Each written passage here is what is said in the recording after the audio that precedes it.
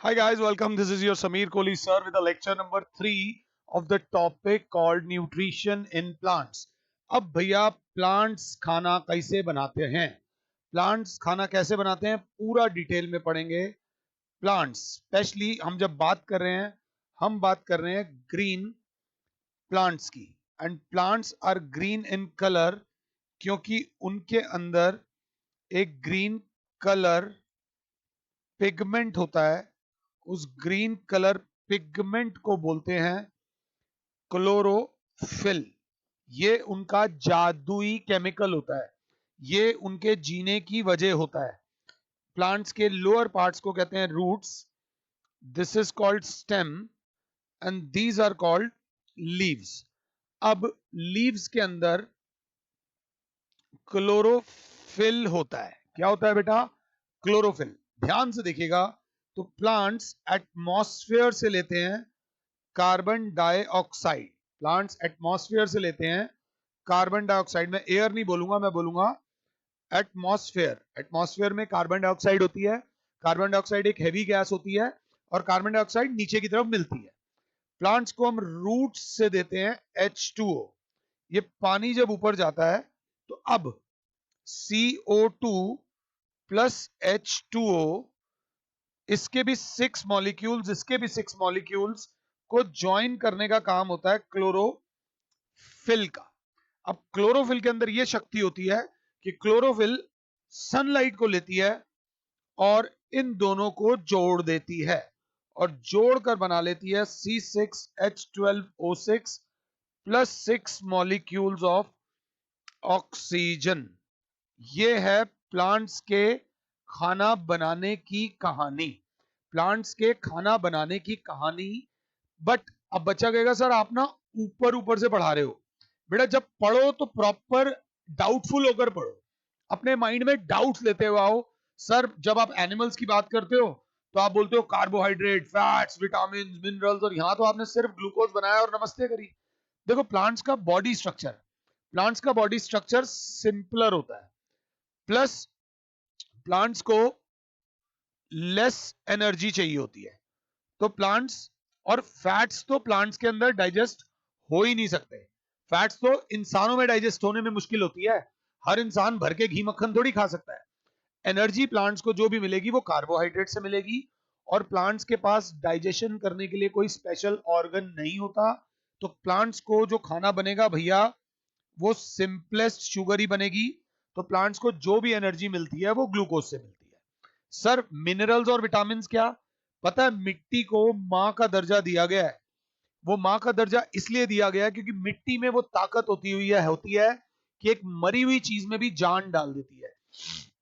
तो सॉइल की एनरिचमेंट जो होती है वो उसके मिनरल्स और विटामिन्स होते हैं. जितने भी विटामिन्स और मिनरल्स मिलते हैं वो सॉइल से मिलते हैं. जिसकी मिट्टी उपजाऊ है वो समझ लो मतलब भगवान का सबसे बड़ा वरदान उसके ऊपर है. So this is how plants make their food. अब एक और बात, आपके पापा पैसे कमाते हैं, भगवान करे वो बहुत ज्यादा पैसे कमाए, बहुत पैसे कमाए, इतना पैसा कमाए मतलब बहुत पैसे की उनको कभी कमी ना हो. बट और जब जैसे ही पापा को लगता है कि मैंने जितना पैसा कमाना था, मुझे इतना चाहिए था, मैंने इतना कमा दिया, इतना चाहिए था, इतना कमा दिया, तो पापा क्या करते हैं? एक्स्ट्रा पैसे का मम्मी के लिए गोल्ड ले आएंगे. बट अब हर महीने गोल्ड चेन थोड़ी बना के देते रहेंगे मम्मी को, क्योंकि गोल्ड लेने पे मेकिंग चार्जेस लगते हैं. एक्स्ट्रा पैसे को पापा बैंक में रख देते हैं. एक्स्ट्रा पैसे की पापा फिक्स डिपॉजिट करा देते हैं. एक्स्ट्रा पैसे की पापा कोई प्रॉपर्टी ले लेते हैं, जमीन ले लेते हैं और कहीं गोल्ड में अलग से इन्वेस्ट कर देते हैं. वैसे ही प्लांट्स में ये याद रख लेना, extra glucose is converted to starch immediately. Starch का फॉर्मूला होता है C6H10O5 and is stored for later use. and is stored for क्या बेटा? later use. ये बात याद रख लेना कि फ्यूचर में जब भी कभी ऐसा भी तो होता है. देखो फोटोसिंथेसिस के लिए सनलाइट चाहिए. अब रात को तो सनलाइट होगी नहीं. अब रात को सनलाइट नहीं होगी बट रात को लाइफ प्रोसेस तो चल रहा होगा. प्लांट्स को एनर्जी तो चाहिए होगी. तो वो एनर्जी कहां से आएगी? उस एनर्जी के लिए हमें एक्स्ट्रा खाना बचा के रखना पड़ेगा। तो दिन में प्लांट्स को इतना खाना बचाना पड़ता है कि रात का भी इंतजाम हो जाए। कई बार ऐसा होता है 3-3, 4-4, 5-5 दिन तक भर कर बारिश होती है, बादल ही बादल होते हैं, सनलाइट आती नहीं, सन आता ही नहीं, सन की जो इंटेंसिटी चाहिए वो नहीं आती। अब प्लांट क्या करेगा? तो प्लांट के अंदर इतना स्टार्च होता है जिससे वो 3 से लेके 4 दिन तक भूखे भी जी सकता है। अगर आप 2-3 दिन पौधों को पानी ना दो तो प्लांट्स मरते नहीं है। एनसीईआरटी में फोटोसिंथेसिस की ये इक्वेशन दे रखी है, 6CO2 प्लस 12H2O, ये chlorophyll, sunlight, C6H12O6 plus 6O2 plus 6H2O। तो कंफ्यूज मत होना, यहां भी 6 ऐड कर दिया और यहां पर भी 6 ऐड कर दिया। ये चीज ध्यान से देख लेना। This is how plants move. अब बच्चे ने कहा ठीक है सर, हम आपकी बात मान गए। बच्चे ने कहा आप जो बोल रहे हो हमने मान लिया। तो बच्चे ने कहा सर, अगर लीफ में स्टार्च होती है तो हमने 8th क्लास में एक एक्टिविटी करी थी, आयोडीन लो और आयोडीन को स्टार्च के ऊपर डालो तो वो ब्लू ब्लैक हो जाएगा। ये एक्टिविटी पढ़ी थी? मैंने कहा बिल्कुल पढ़ी थी। This activity is very important. बिल्कुल सही। अब आप मुझ पे शक कर रहे हो, अब आपको मुझ पे शक करना भी चाहिए, समझना। तो सर, हमने एक ग्रीन लीफ ली, उसके ऊपर आयोडीन सॉल्यूशन डाला और सर हम आपको बता रहे हैं इट डिड नॉट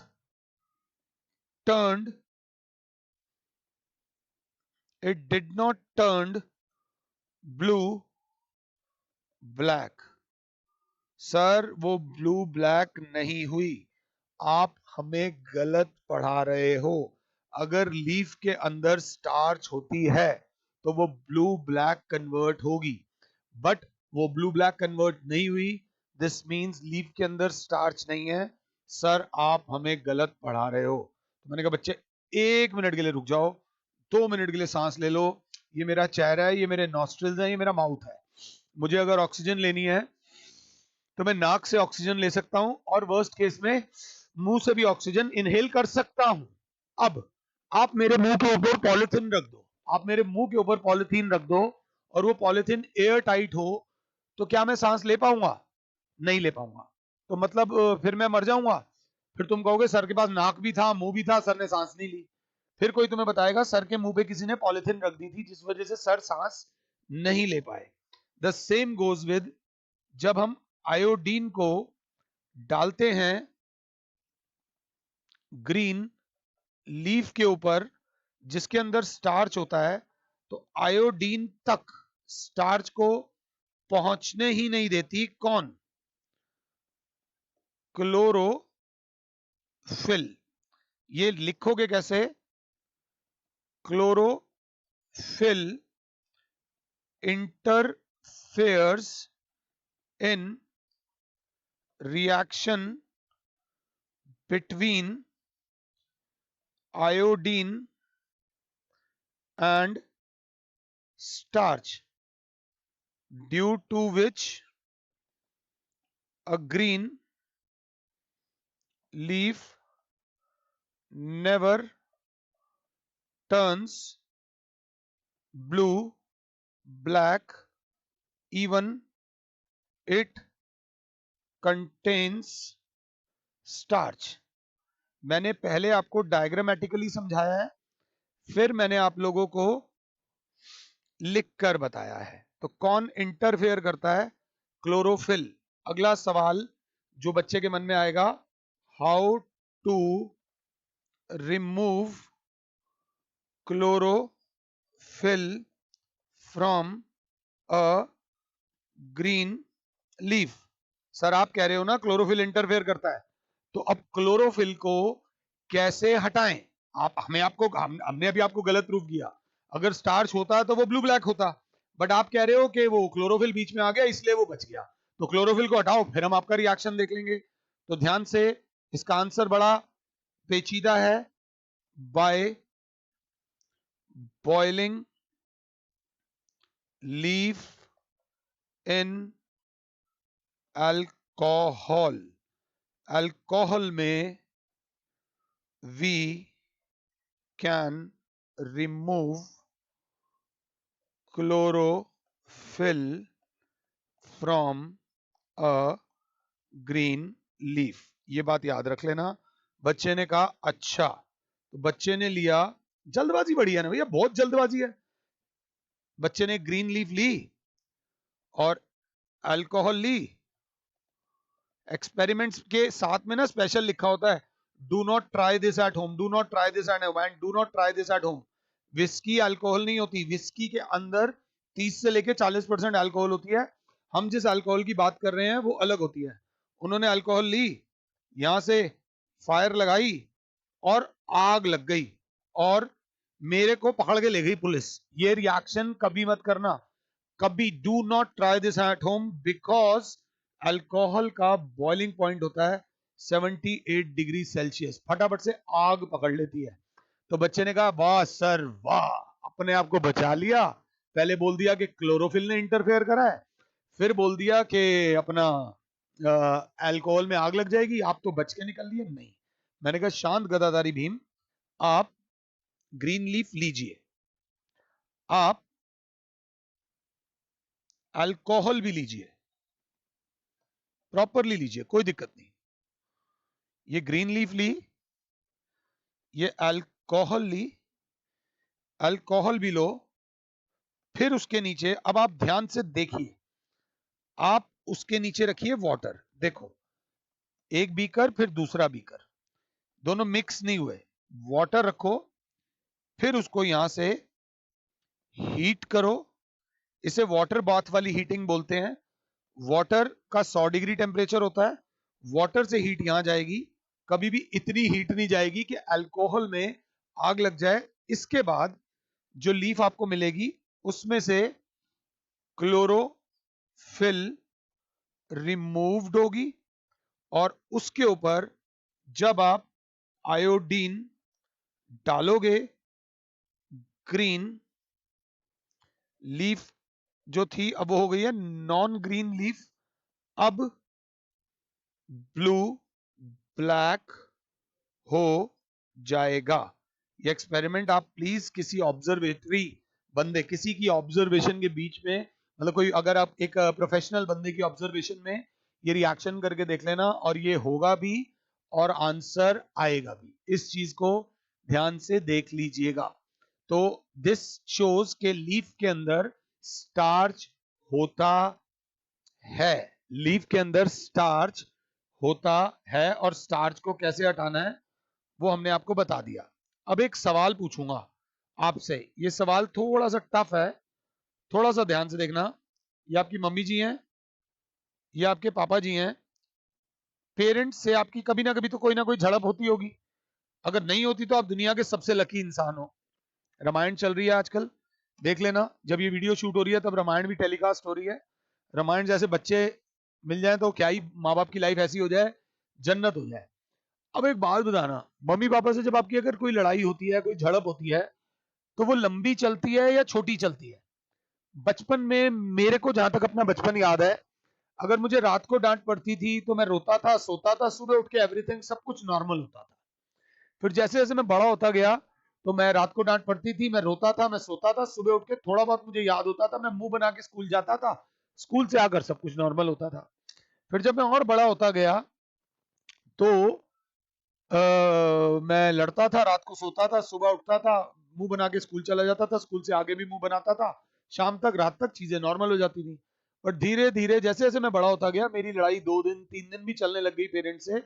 जब मैं उनसे बात करना नहीं बात करता था, या वो मेरे को थोड़ा सा ऐसा ऐसा सा टाइट माहौल रहता था, शायद तुम्हारी भी अभी वो एज होगी जब अनफॉर्चुनेटली तुम उस दौर से गुजरते हो जिसमें तुम अपने मम्मी पापा से 2-3 दिन लगातार बात नहीं करते। ऐसा तो नहीं मैं कुछ गलत बोल रहा हूँ, प्लीज मैं एक चीज समझाने की कोशिश कर रहा हूं। तो अब बात यह होती है कि लीफ के अंदर स्टार्च होता है। अगर आप लीफ को 2-3 दिन तक अगर पानी, पौधे को पानी ना दो, सनलाइट से दूर रखो, तो वो सरवाइव कर जाएगा।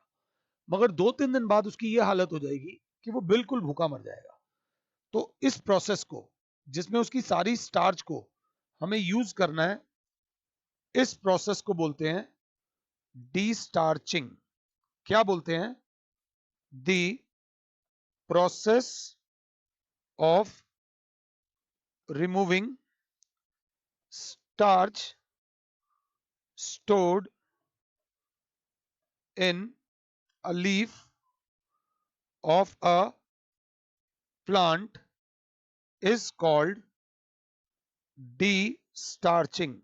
उसके बाद पौधा मरना शुरू होता है। तो अब आपकी लड़ाई लंबी क्यों चलती है? क्योंकि आजकल आपकी बॉडी में स्टार्च ज्यादा बन रहा है। स्टार्च ज्यादा बन रहा है मतलब पहले तो ये होता था, जब हम छोटे होते थे हमें लगता था माता पिता के अलावा कोई भी नहीं है हमारे पास। फिर जैसे जैसे बड़े होते गए, आस पड़ोस रिश्तेदार दोस्त बनते गए, तो ऑप्शंस बन गई। अब तो ऑनलाइन खाना मंगा लिया जाता है, तो बच्चे टोकरी मंगा के खाना मंगा लेते हैं और घर पे खाना नहीं खाते। तो आपके पास लड़ाई में आपके पास रिसोर्सेज बढ़ गए।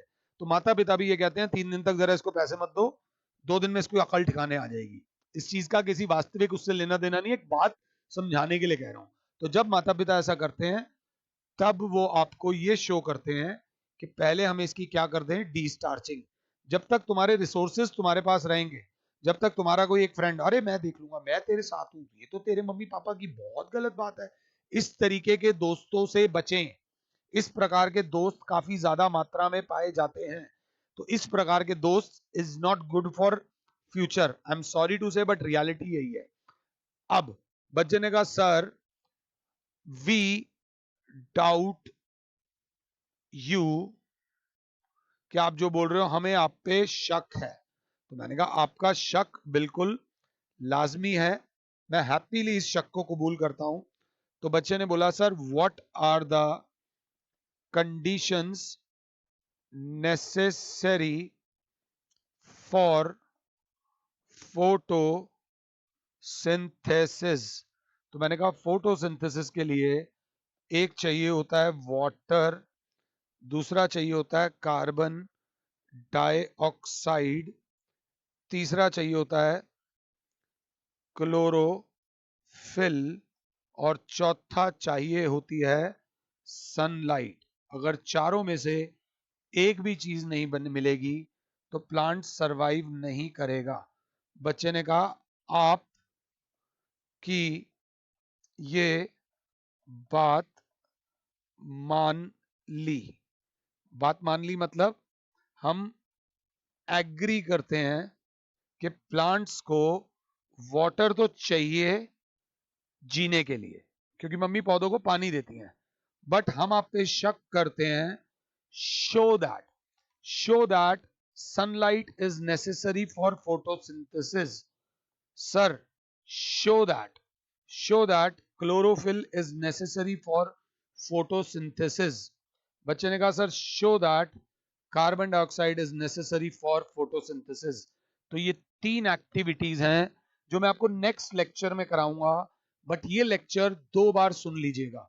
बायोलॉजी का कोई भी लेक्चर एक बार मत सुनना, कम से कम 2 बार सुनना, दिमाग में यहां बैठ जाएगा।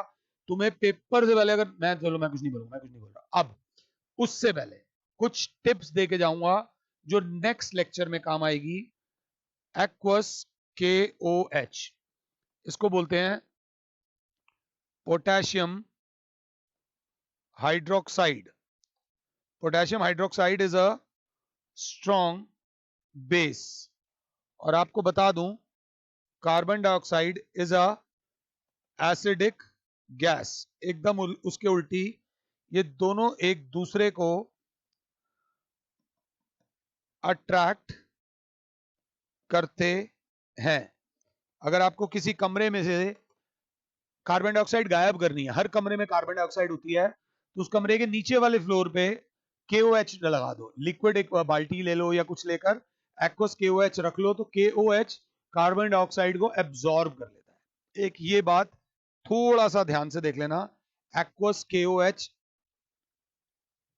अब प्लांट्स की लीव्स ग्रीन होती हैं। बच्चे ने कहा हाँ। बच्चे ने कहा नहीं सर, कुछ प्लांट्स ऐसे होते हैं जिनकी लीव्स पूरी तरह ग्रीन नहीं होती। जैसे कि एग्जांपल देने की बात है तो बच्चा बोलेगा मनी प्लांट, ये सबके घर में होता है। फिर एक होता है क्रॉटन लीव्स, इस प्रकार के प्लांट्स को, इस प्रकार की लीव्स को बोलते हैं वेरीजेटेड लीव्स। एक बार बुक से स्पेलिंग देख लेना, वैसे सही है। वेरीजेटेड लीव्स, ये वो लीव्स होती हैं, are those leaves which contain chlorophyll in scattered form। कहीं पर होती हैं, कहीं पर नहीं होती हैं, कहीं पर क्लोरोफिल होगी, कहीं पर क्लोरोफिल नहीं होगी, जिस वजह से ये प्योर प्योर ग्रीन नहीं होती, ग्रीन के अंदर येलो येलो स्पॉट्स होते हैं। एक तीसरी बात और बताऊंगा जाने से पहले, लास्ट बात। ये आप रहते हो, ये आपके पड़ोस में एक आंटी रहती है, आपसे कहती है ग्रोसरी स्टोर से कोई सामान ला दो, तो आप ला दोगे या नहीं ला दोगे? एथिकली होता है, अगर आप भी उसी ग्रोसरी स्टोर पे जा रहे हो तो ला दो, कोई प्रॉब्लम नहीं है। अब जिस समय वीडियो शूट हो रही है उस समय लॉकडाउन का पीरियड चल रहा है, लॉकडाउन को लोग ढंग से फॉलो नहीं कर रहे, तो गवर्नमेंट ने कर्फ्यू लगा दिया। कर्फ्यू मींस पुलिस रोड पर होगी और कोई भी बंदा अगर बिना वजह बाहर जाएगा तो उसको डंडों से पिटाई करी जाएगी, उनको अंदर थाने में बंद किया जाएगा और उसका चालान कटेगा। अब ऐसे केस में ये आंटी आपको बोले हेलो मेरे लिए जरा वो वाला शैम्पू ला दे, क्रेटिन बेस प्लीज बेटा जल्दी जाके ला दे, तो क्या लाओगे या नहीं लाओगे? बच्चा कहेगा वो मैडम कोई जरूरत की चीज मंगानी है मंगाओ, नहीं तो नमस्ते आंटी, यहां पर रिश्ता नहीं चलेगा। यही हमारे नेक्स्ट लेक्चर का बेसिस होगा। आई होप कि मैं समझा पाया हूं, कुछ बात में लॉजिक था। इस लेक्चर को एक बार देख लेना, जो डेफिनेशंस लिखवाई हैं वो देख लेना, जो नोट्स लिखवाए हैं वो देख लेना। डी स्टार्चिंग क्या होती है?